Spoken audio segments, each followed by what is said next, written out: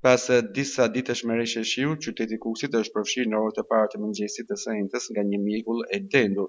Fenomeni ka përfshirë edhe një pjesë të gjatë të rrugës së Kombit, si pasojë qarkullimi i mjeteve është vërtetësuar si brenda qytetit ashtu edhe në akset nacionale.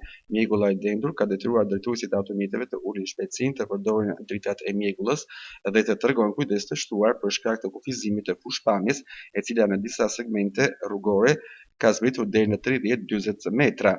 Policia rrugore u ka bërë apel shoferëve të lëvizin me kujdes, të shmangin para kalimit të rrezikshme dhe të përshtatin shpejtësinë me kushtet e motit. Muajt nëntor, dhjetor dhe janar në Kukës, siç dihen, karakterizohen zakonisht nga prania e mjegullës së dendur, sidomos në orët e para të ditës, duke ndikuar her pas here në qarkullimin rrugor.